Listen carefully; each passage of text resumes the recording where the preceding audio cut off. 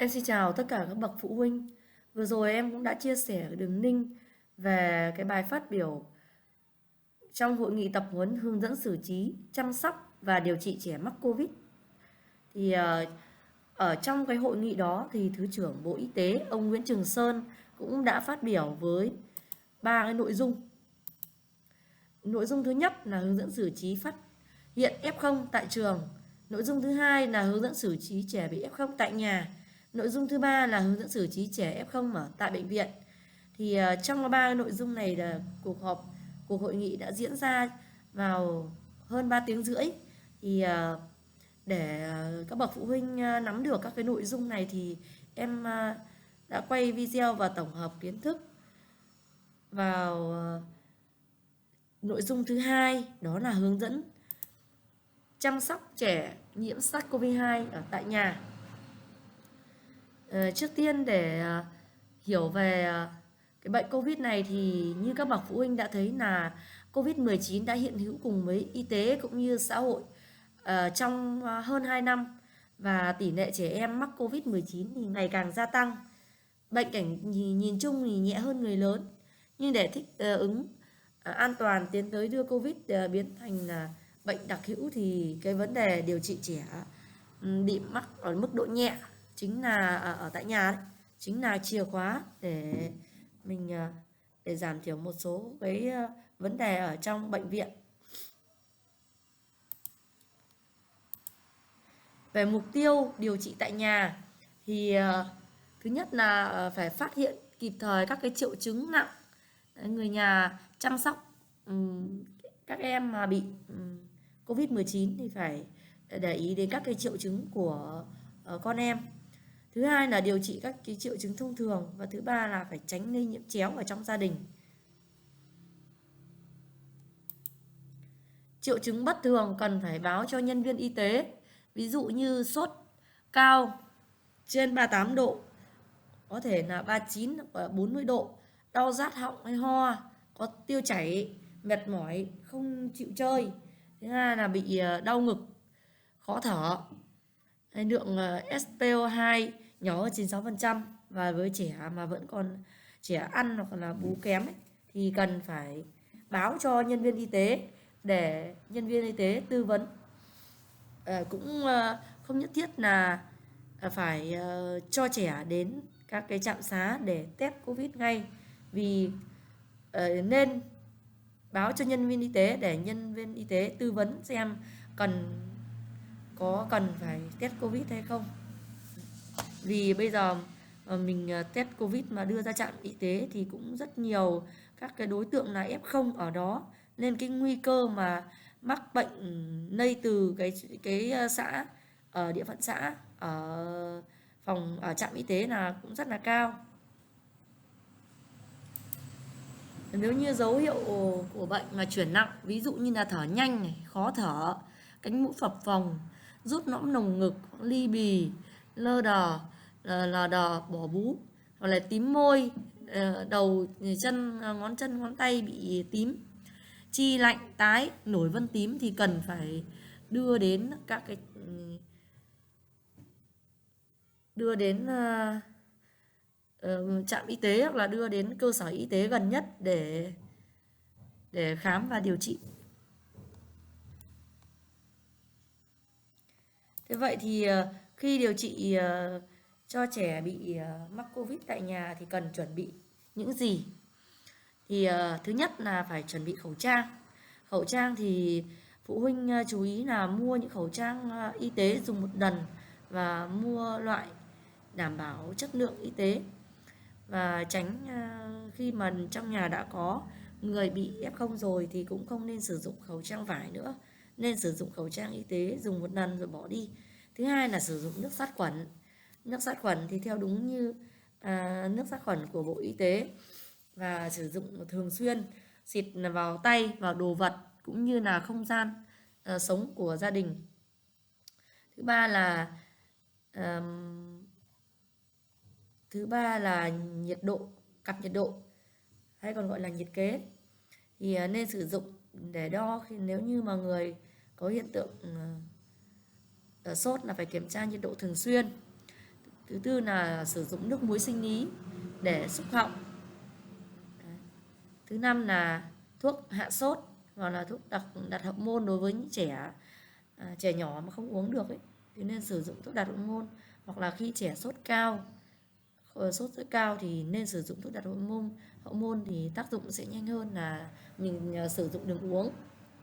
Thứ ba là phải có điện thoại để liên lạc với bên nhân viên y tế. Và thứ tư đó là cái máy SpO2 cầm tay. Cái máy SpO2 này là dùng để làm gì?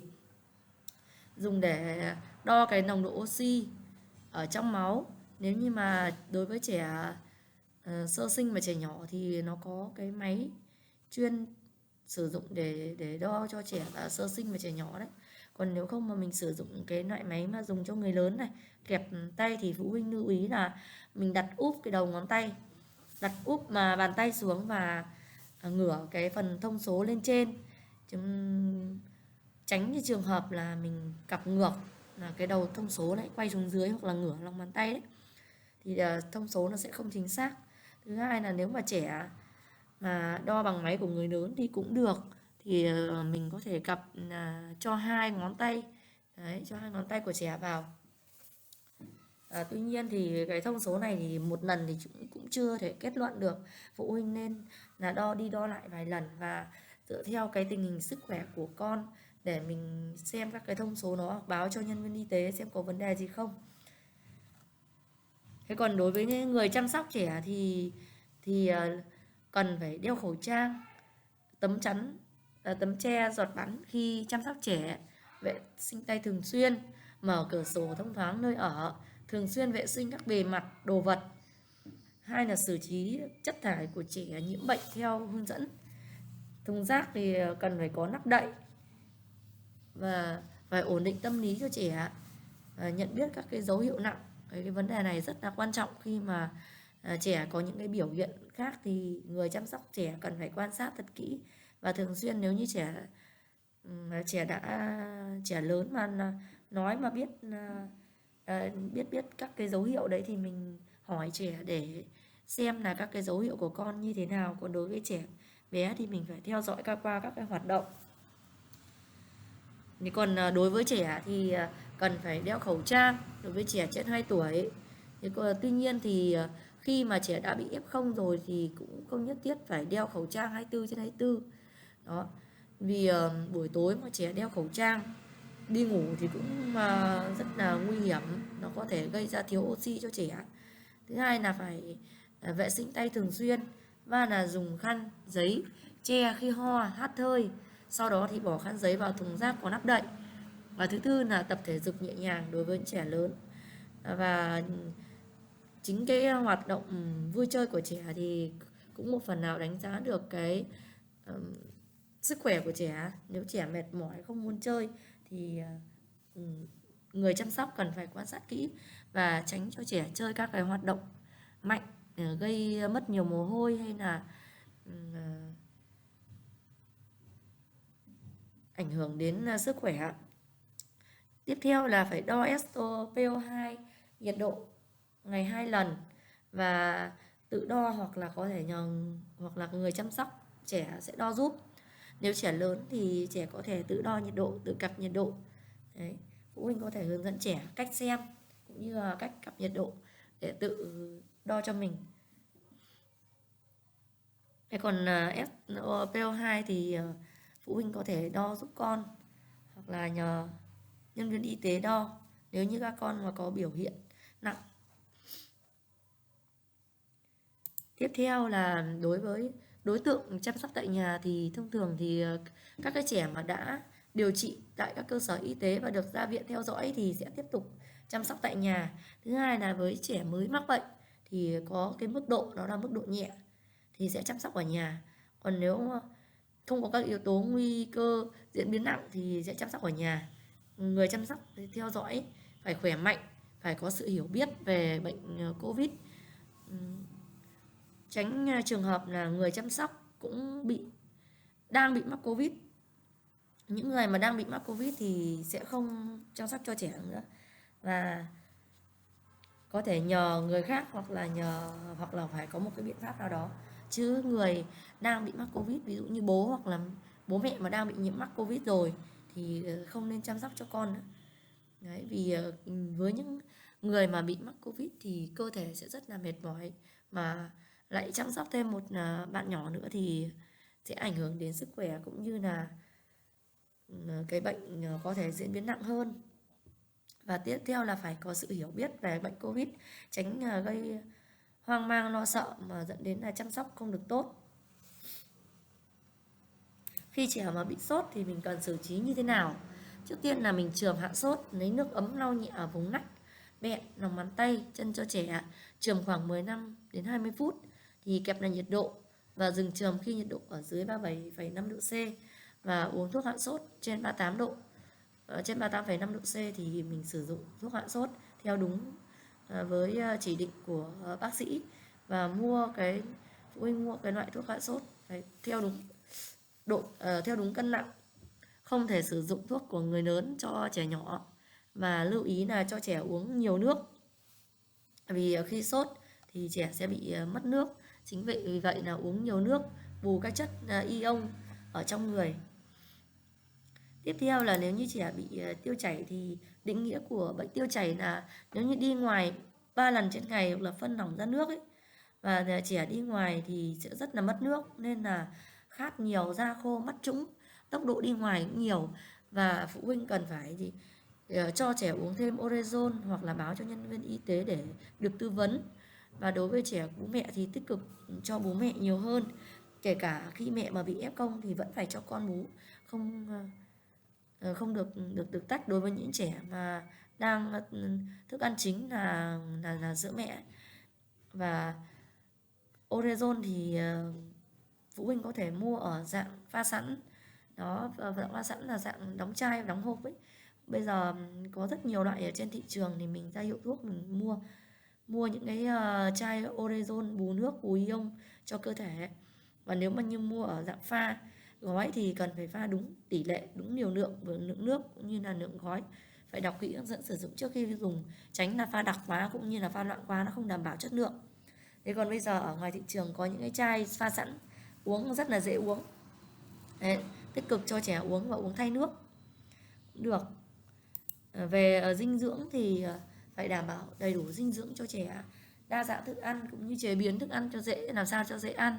Đối với những trường hợp mà mẹ là F0 mà vẫn đang cho nuôi con bú thì vẫn nên phải cho trẻ bú mẹ, tránh thay đổi cái thức ăn hàng ngày của trẻ, để dẫn đến là cái khả cơ thể của trẻ sẽ bị không đáp ứng được cái sự thay đổi đấy ngay, thì cũng rất là ảnh hưởng đến sức khỏe. Thứ ba là phải đảm bảo đủ nước, nhất là đối với những bệnh nhân sốt thì các phụ huynh chú ý là với trẻ 0 đến 6 tháng ấy, thì sữa mẹ là hoàn toàn bú mẹ. Thì đối với trường hợp này, nếu mẹ bị F0 thì vẫn phải cho con bú, không thay đổi cái thức ăn ngay ở trong cái đợt này. Thứ hai là trẻ 7 đến 12 tháng thì sử dụng sữa nước 800ml một ngày. Còn cứ như vậy, đối với trẻ lớn thì càng uống nhiều nước thì càng tốt, có thể là sử dụng một số loại sữa để bổ sung dinh dưỡng cho trẻ. Về đánh giá cái mức độ bệnh theo Bộ Y tế vào ngày 8 tháng 11 năm 2021 ấy, thì chia ra làm các cái mức độ, 4 cái mức độ. Thứ nhất là nhẹ, thứ hai là trung bình, thứ ba là nặng và thứ tư là nguy kịch. Thì ở mức độ nhẹ là có cái dấu hiệu như là nhịp thở bình thường theo tuổi, SpO2 là lớn hơn 96% khi thở dưới khí trời. Và nơi điều trị thì nếu như mắc ở mức độ nhẹ thì sẽ là điều trị tại nhà hoặc là đến cơ sở y tế để cách ly, nhưng mà thông thường là điều trị tại nhà. Còn đối với trường hợp nhập viện thì diễn biến bệnh ở mức độ trung bình, nặng hoặc là nguy kịch thì phải đưa đến viện ngay. Mức độ trung bình ấy, ví dụ như là thở nhanh, SpO2 là dao động là 94 đến 95% khi thở dưới khí trời, trẻ tỉnh, bú ăn uống được, và khi đó thì đưa đến cơ quan y tế, thì bên cơ quan y tế sẽ khám lâm sàng. Nếu phải nhập viện thì mới nhập viện, còn nếu không thì chúng ta lại đưa về cách ly ở nhà. Và đối với bệnh nhân nặng hay nguy kịch thì phải điều trị ở viện. Và cuối cùng thì kết luận là để điều trị bệnh COVID cho trẻ tại nhà ở mức độ nhẹ thì là một yếu tố rất là quan trọng. Không Và thứ hai là phải giáo dục người chăm sóc nhận biết các tình trạng nặng, sử dụng thuốc hạ sốt và chăm sóc dinh dưỡng cho trẻ đúng theo Bộ Y tế. Không tự ý mua thuốc chống viêm, chống đông khi không có ý kiến của bác sĩ. Cái vấn đề này thì như các bậc phụ huynh cũng thấy trên ngoài thị trường bây giờ bán rất nhiều loại thuốc sử dụng cho người F0, thì phụ huynh thật sự cân nhắc đối với những loại thuốc ở trên thị trường thì phải có sự ý kiến của bác sĩ xem có nên dùng hay không. Vì các cái nguồn thuốc thì mình cũng không thể biết được là thật giả như thế nào. Thứ hai là cái chất lượng thuốc sử dụng cho người bị F0 ấy là cũng có nhiều nguồn ý kiến là sẽ cái vấn đề hậu Covid đang là cái vấn đề nóng. Chính vì vậy là cái vấn đề mình sử dụng thuốc cho con ấy, mình cần phải hỏi ý kiến bác sĩ xem có nên sử dụng cái thuốc đó hay không, hay là rơi vào những cái thuốc mà không được sử dụng, thuốc cấm. Và cần phải có tổ y tế cơ sở theo dõi, hỗ trợ chăm sóc trẻ. Khi trẻ mà bị nhiễm Covid rồi thì phụ huynh phải khai báo y tế với xã và thông báo cho nhà trường để nắm được, để theo dõi chăm sóc cho trẻ. Vâng, vừa rồi là tôi cũng đã thông qua một số cái nội dung về chăm sóc cho trẻ khi bị F0 hay là khi bị mắc Covid-19 ở tại nhà. Thế còn cái nội dung mà xử trí khi trẻ phát hiện Covid ở trường học cũng như là chăm sóc ở tại bệnh viện thì phụ huynh có thể vào cái đường link mà tôi gửi để phụ huynh theo dõi thêm, xem thêm các cái nội dung đó. Còn ở trong video này thì tôi cũng chỉ chia sẻ một cái nội dung, đó là hướng dẫn xử trí chăm sóc trẻ F0 tại nhà để phụ huynh nắm được và có cách chăm sóc trẻ làm sao để đảm bảo dinh dưỡng, cũng như là chăm sóc cái sức khỏe của trẻ để mau chóng phục hồi sức khỏe, khỏi bệnh và để đến trường học. Và xin cảm ơn các bậc phụ huynh đã theo dõi. Xin chào và hẹn gặp lại các bậc phụ huynh sau ạ.